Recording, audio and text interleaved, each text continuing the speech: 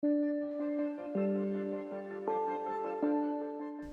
there, my name's Anish, and I'm a software engineer team leader here at Bloomberg. I also train our engineers to interview folks like you who are looking to start their careers in software engineering. Hi, I'm Maitu, and I'm a senior software engineer at Bloomberg, and I'm also an interviewer. This video is going to demystify the technical interview process so that it's less intimidating for you and you can focus on showing off your problem-solving skills. We want to understand what kind of programming skills you have and how you approach problem solving. We're also looking for your core computer science knowledge, your solid understanding of any programming language, a good working knowledge of data structures and algorithms, and how you combine these two to apply them to a problem you haven't seen before.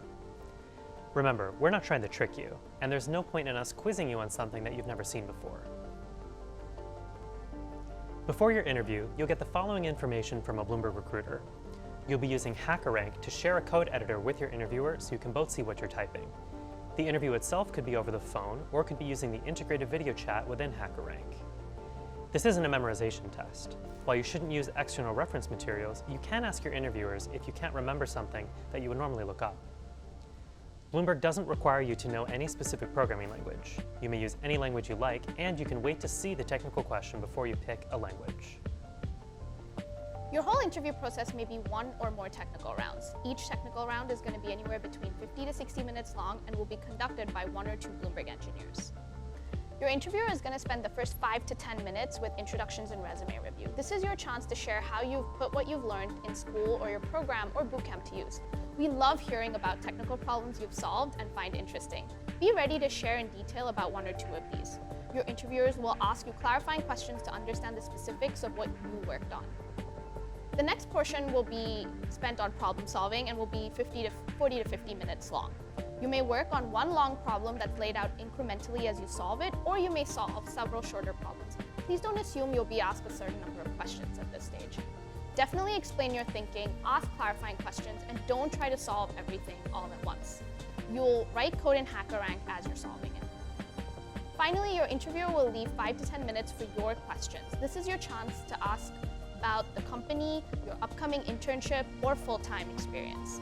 You're not required to know anything about Bloomberg, but it's definitely helpful to do an online search to have something to frame your questions.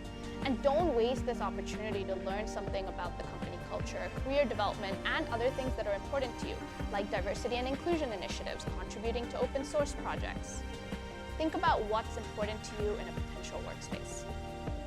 In this section, we're going to walk you through the flow of a full interview so you can see what it will look like. I'm going to be the interviewer, and Maithu will be the candidate.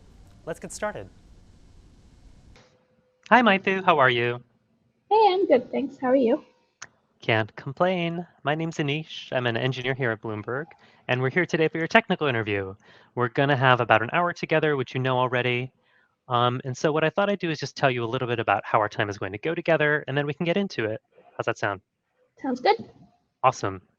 So we're going to have, spend the first 5 or 10 minutes or so hearing mostly about you. I'd love to hear about your educational background and experience, what you've been learning, any interesting projects you've been working on. And then we're going to spend most of our time together, and that should be 30 or 40 minutes or so, working through some technical problems together on HackerRank, which I see you've already logged into. I'm going to save another 5 or 10 minutes at the end so that you have time to ask me any questions you might have about starting at Bloomberg. Does that work for you? Yeah, sounds great. Awesome. So just to get started, I have your resume here. Thanks so much for sending that over. I'd just love to hear generally about your interest in software development, what you've been learning in your coursework, and maybe an interesting project you've worked on recently. Sure. So during my last internship, I actually worked on adding a text-to-speech feature in an Android news application so that users could open an article, click this button, and then have news articles read out to them. It was actually quite involved because while the Android native library had a text-to-speech feature in it, to be able to read out larger news articles, which extended to more than 4,000 characters, you actually have to write a wrapper library. So to do that, I had to actually break up the text in chunks, pass it to this function, and then clean up those, synthesize the text to a file, and then play the file back to the user. So it's quite involved. So it was essentially extending the features that the native Android library provided. Wow, that does sound like a lot. What did you like about it? What was really fun about this project for you? It was really great because I got to ship a feature from start to finish. I got to design what it would look like, implement it in the UI, implement the library, the backend for it, and I actually got to be there when they shipped it and released it. And that was really cool, quite different from all the stuff you do at university, where you're mostly writing scripts to do algorithms and smaller projects. So that was really interesting. Yeah, that is really fun. How did that, you know, how did having the whole thing in your brain from end to end change the way you approach the project? I mean, you just had to manage your time more because you knew you had X amount of time to implement all of these. You had to allocate time for testing, for QA, and also, you were dealing with users, so performance. You had to take into account performance a little bit more than I've had to in the past. Yeah, that makes sense. Um, I guess in terms of this project, what was your stack? What languages and frameworks and everything were you using? I used Java when I implemented this with Android on the user on in the Android SDK, and in terms of differences, I don't know. I used JUnit for unit testing in Java, and other than that, I hadn't really worked much with UI stuff, so that was interesting too. So I learned a bit about Android. It's cool. So apart from Java, then in your coursework, when you've been studying, what else did you cover? I guess both in terms of languages and in terms of concepts. So last year I studied algorithms and data structures, the introductory course. This year I'm taking an advanced algorithms course. And then I'm also taking a search engines course, which is really interesting. Most of them are not are pretty language agnostic. So for our search engines course, we're all implementing all the assignments in Python mostly, and it's just implementing different algorithms. Cool, that makes sense. And so since you've covered some data structures and algorithms, I just want to double check you're familiar with queues and trees and graphs and things like that. Yep, I Awesome, am. good to hear. I think that's all I actually need to know about your experience, and thanks so much for sharing. Unless there's anything else you wanted to share with me, I think we can move on to the problem solving portion. Yeah, let's do it. Great. So I see you're in the hacker rank already. Hmm. We're going to have about 30 minutes in here. We're going to use HackerRank as a shared editor. Feel free to use any programming language you like to answer the question. Let me know if it's a little bit out there, and that'll totally be fine. I'll just ask you a few more questions about how it works. Sure. There's a language selector in the top right, and that'll give you some syntax highlighting and autocomplete and things like that. You'll see on the bottom right, there's a run code button. Not at all Hmm. required to use it. So if you're more comfortable just sort of stepping through your code, if that's easier for you sort of verbally, that's fine. But if that helps you debug, totally feel free to use the run code button as well. Okay. If you have any questions about libraries and APIs, like I always forget between languages, like how to sort a list and really basic things like that, feel free to ask. I can always help you look that up and figure out how to move forward. Sound good? Yeah, sounds great. I'm going to use Python if that's okay. Sure, no problem. Unless there's anything else that you wanted to share, I think we're okay to move on to the problem solving portion. Yeah, sounds good. We're going to be using HackerRank for this portion. I see you're already logged in, so you're all set. It's a shared screen, so I can see what you're typing. You can also highlight, and I can see what you're highlighting. Feel free to use any programming language you like to answer the question. There's a language selector on the top right, and you'll see also a run code on the bottom right.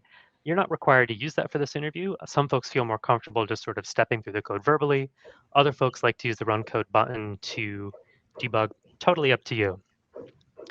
If there's any questions you have about libraries or APIs, or you can't remember how to sort, for example, in your language, let me know and I can help you figure that out. So I don't want you to get stuck on remembering the names of library calls, especially since they keep changing across languages. I never remember myself.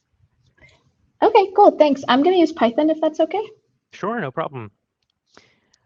To get started, I'd love for you to write a function that's going to take in a string, and let's say it's just a string of ASCII characters, and I'd like you to check if the parentheses in that string are balanced.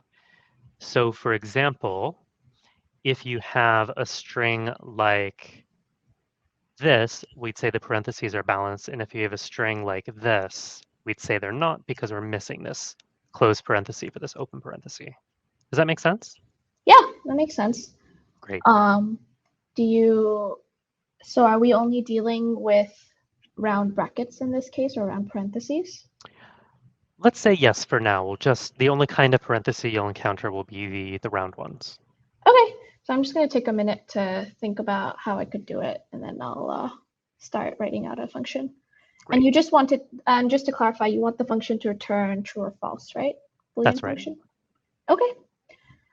So, all right. So essentially, what you're doing here is you only care about whether it's balanced or not. So you don't really care much about any character that's not an open or closed bracket, and you just presumably you'd want to iterate through the string and take a look and keep track of every time you open a black bracket, you want to make sure that there is a closed bracket to go with it. So if you had two open brackets, such as this, you'd want to make sure that there were two closed brackets. So in this case, we just need to keep track of find some way of keeping track of all the open and closed brackets. So actually what I'm thinking of is, I think in this case, what you can do is you can iterate through the string, and you don't really care about anything that's not an open or closed bracket. So every time you encounter an open bracket, you can push it onto a stack. In this case, the stack is a last in, first out data structure. And then every time you encounter a closed bracket, you can pop any open bracket from the stack. Okay. So why sure. is a stack the right choice of data structure here? I mean, could the stack, because it's a last in, first out data structure. So whatever you pushed onto the stack at the end will be at the top of it. So if you had, let's look at this case over here, where you have an open bracket and then characters and characters. If at the end of the algorithm there's still an open bracket left in the stack, it meant you never encountered a closed bracket. I think I should have mentioned that. Cool. That makes sense. Cool. If that sounds good to you, I'm going to start implementing it. Is that okay? Yeah, let's do it. Okay. You said is balanced, and it's just going to take in some string. So we can use the DQ as a stack in Python. And then you say for character and some string. So you want to check the open bracket. So you don't really care about anything else. So if it's an open bracket, you want to say stack.append left. So you want to push it onto the top of the stack. The DQ is a data structure where you can push, append will put it onto the end. And then if it's equal to closed brackets, then you're going to say first you probably want to check the top of the stack. So if the top of the stack is not equal to closed, if doesn't have a closed bracket, then you can just immediately return false because you don't need to iterate through the rest of the string. But if the top of the stack is, well, you can just say else in this case. You can do a stack.pop left. So you want to pop the leftmost character.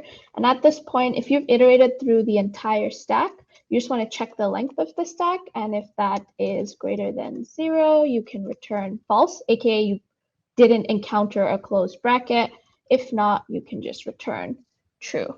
And I think this should work, but I'm actually gonna run this through with the input you gave me just to double check. And so you've got ABC, and if we'll just print this, and that should be fine. I just want to make sure it worked. Nope, I've got an error, which means I have to import this from collections.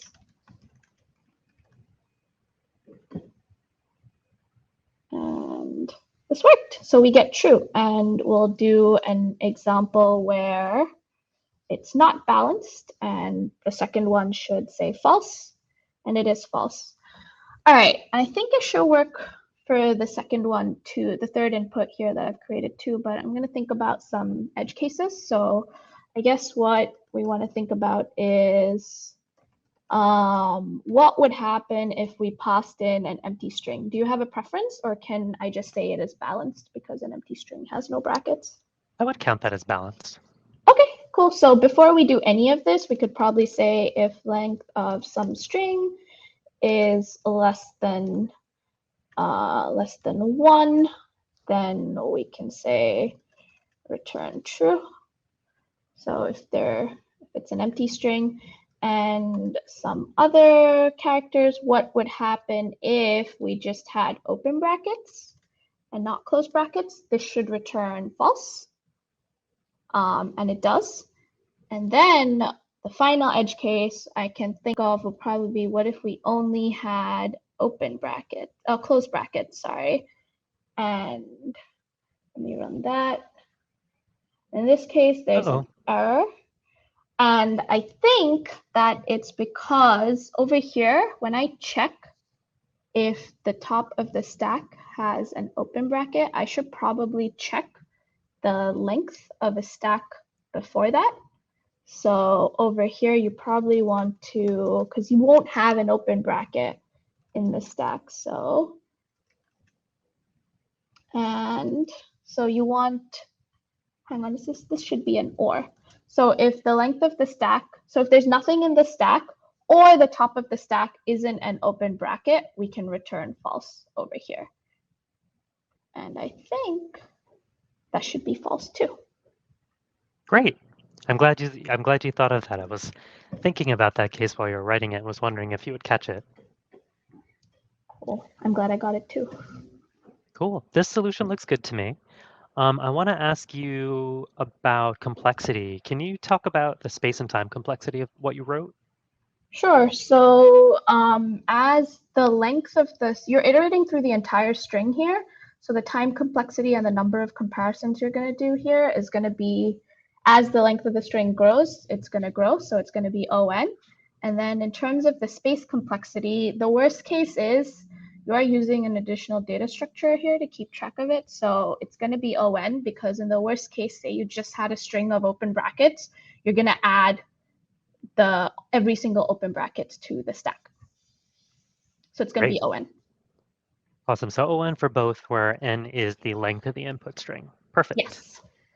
So I know you asked in the beginning, and I sent you in one direction. What would it take to extend your solution to accommodate mixed types of brackets? So like some round, some square, some curly. Okay, so if you had different types of brackets like this, so we had this and this string would be balanced. You do the same thing in this line 15 over here. Instead of checking for just a round open brackets, you would check for an open square brackets and an open curly brackets too, and add those to the string, to the stack. And then when you check the top of the stack, you need to make sure that every time you encounter a closed brackets, you need to make sure the top of the stack has its corresponding open brackets. So if you encountered on line 17, you'd have to modify it to say if, you'd probably have multiple else statements. If the character is closed square brackets, you want to check for a open square brackets at the top of the stack. Right, that makes sense. How would you figure out what the matching bracket is when you encounter an closed bracket? You could just hard code that into the else statements, or additionally, you could also put it into a map and say for every closed bracket, you could have its corresponding open bracket. So that's how I do it. Okay. Hard code or map. Perfect. And does that change the complexity of your solution at all? No, it shouldn't, because in the worst case, you will still iterate through the entire string, and your for time-wise, it won't change it, and space-wise, it shouldn't either. It'll just be the same. It'll be the length of the string for on for both. Perfect. I think. Would you like me to implement that? I think we're okay, actually. It's not too big of a change, and I think you described it pretty well. So I'm feeling confident. I think we're all set for the problem-solving portion. And we do have 5 or 10 minutes left, so I did want to save some time if you have any questions for me about Bloomberg, life in New York, getting started here, training, and all of that. Yeah, I was actually wondering, how do new hires pick teams at Bloomberg? Because I know the interview process is agnostic of teams. Yeah, that's a great question. So the first thing you're going to do when you join at Bloomberg is join a training class. So you're going to be in a training class in a classroom setting or a virtual classroom setting with 20 of your peers who are also starting with you at the same time. Hmm. They're going to take you through the fundamentals of coding and also the fundamentals of building applications at Bloomberg. Since we're a big company and we're an older company, we have quite a few internal stacks that you'll recognize in terms of patterns, but just operate a little bit differently than maybe what you've seen before. At the end of that 4-week training, teams are going to come down into the class and pitch their teams to you. So you actually get to be on the other side of this. They'll be trying to convince you to join their team, and you'll get to hear from everybody. You'll also get to chat with the team members a little bit, and you'll have the opportunity to shadow a few teams that you're interested in. And based on that, you get to rank the teams that you're interested in. And most of our entry-level trainees get one of their top 3 choices to join a team. This, of course, is not necessarily your forever team. It's pretty common here for folks to move around between different teams, different departments in engineering at Bloomberg. So some folks will stick with their team for a number of years. Some will only stay for a year or two and then find something else to do. So that's totally okay if you're not entirely sure where you want to go at the start. That sounds really cool. I'm glad you get to meet the different teams and speak to team members who work on it on different projects there. My next question was also, what does the first few months look like when you join the team? Does each team have an onboarding process? So you're going to have 2 mentors once you get started on your team. One will be paired with you during your training class, and they're going to help you with your career and figuring out some of your longer term plans. You're also going to get a technical mentor assigned to you from the team that you're joining, and they're going to be your really close partner for those first few months. They're going to get you set up with all the code you need, all the tools you need, make sure your computer's set up properly, and really show you around the different pieces of software that your team owns and help walk you through some initial changes that you might make. It's pretty typical for our new hires once they join a team to pick up some sort of minor bug fixes just to get familiar with the stack and the code, see that ship to production, and then sort of move on to larger projects. Cool, that's really cool. So, once you're past your first few months, I think that's where your career starts getting really interesting. Once you have, I always tell people, focus on the basics, focus on your team and the product coverage in the first few months. And then it's probably a good time to start exploring. You're going to have your network from training class. You'll have a dedicated instant message chat room with them, and you'll be able to hear what everyone else is working on. You'll have opportunities to join some of our volunteer programs, for example, sometimes with your team, sometimes on your own or with your friends. You might join some of our D&I initiatives. We have 9 communities, which other companies might call employee resource groups here that have a lot of events. And there are a lot of different ways to get involved with a company and its culture outside of your team. And that's a great way to grow your career. At the same time, you'll probably also start to work on some more complex projects, and you get to do a little bit of planning and prioritization work because a lot of our engineers sort of own the full life cycle of a product. We do the design, we do requirements, we do the implementation, deployment, and we're also responsible for the bug fixes. So you get to see almost every aspect of software on its way out the door. That's really awesome. Are you involved in any of these groups? Yeah, I'm actually heavily involved with the LGBT ERG here. Nice. And I have been since it was founded. So we do like a mix of events, educational, and sometimes just some fun ones. We also work closely with HR and our diversity and inclusion team on policy and partnerships and things like that. That sounds really awesome. Cool. Is there anything else I can answer for you today? Nope, that was it. Awesome. Well, it was a real pleasure meeting you, Maithu. Thanks too. so much for your time. Thank In you. terms of next steps, someone from HR is going to be in touch with you, hopefully in the next few days, about whatever's next for you. So keep an eye on your inbox. And if you have any questions until then, feel free to reach out to us over email and we'll get you sorted. Okay, thanks so much. Thanks. Bye for now. Bye. Remember to prefer iterative improvements over trying to find the ideal solution immediately. It's always better to get something working and then improve it. Talk about both common and edge cases, and then modify your code with these if you have the time. It's okay to delete code, and it's definitely okay to add print statements to debug issues. Ask questions. State any assumptions just to make sure you and the interviewer are on the same page. And remember, don't panic. It's okay if the answer doesn't come to you immediately. Take a deep breath, read over it, and think out loud. Remember, your interviewer is also there to help you. We also have a video which walks you through preparing for technical interviews, so be sure to take a look at that.